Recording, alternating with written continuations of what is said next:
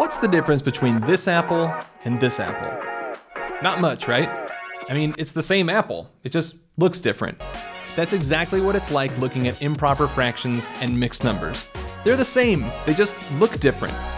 Today I'm going to show you how to quickly go from improper fraction form to mixed number form. Come on.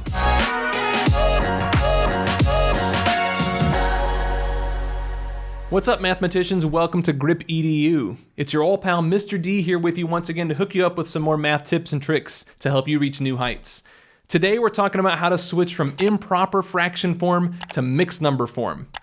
If you need a refresher on exactly what mixed numbers and improper fractions are, or how to go from mixed number to improper fraction, click here. So let's start by asking why. Why do you need to be able to go from improper form to mixed number form? The short answer is this: because most of the time, that's how you're required to write the answer.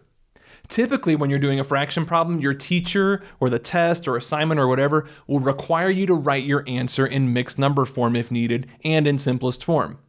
So if you wrote your answer as an improper fraction form, it might even be equal to the right answer, but you'd still probably be marked wrong. So let's fix that by taking a look at how to go from improper form to mixed number form. Take a look at this improper fraction, 7/3. Now, if I were to draw it out, I'd have to make 7 1/3 sized pieces. So I have 2 full circles and then 1 1/3 sized piece left. So I have 2 and 1/3, which is 7/3 written in mixed number form. But obviously you're not going to draw out the fraction every time you need to make this conversion. So there's gotta be a shortcut. And to show you that shortcut, let's go to the whiteboard.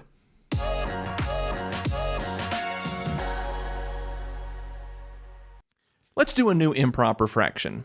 Let's do 13/5. So the shortcut is essentially this. Treat the fraction line as if it's a division symbol. That would make this 13 divided by 5. You could write it all out and do 13 divided by 5 equals 2 remainder 3.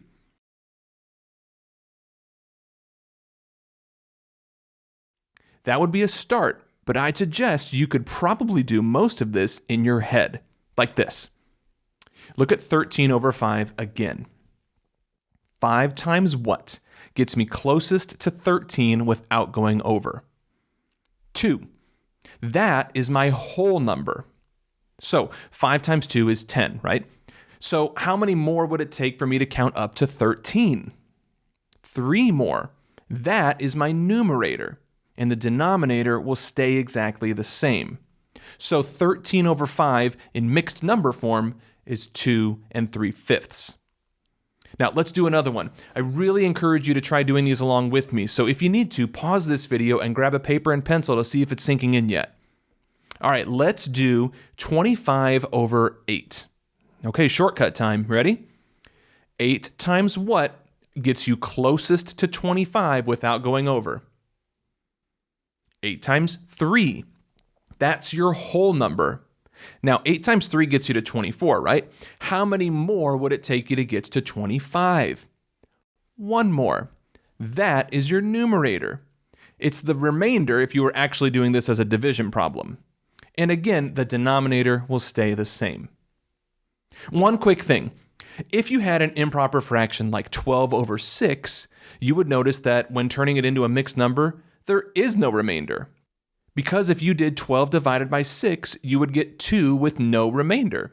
So you wouldn't need to write your answer as 2 0/6. You could just say the answer is 2. Converting back and forth between mixed numbers and improper fractions is so important when solving fraction problems. I hope these videos are a huge help to you as you're navigating your way through fraction operations.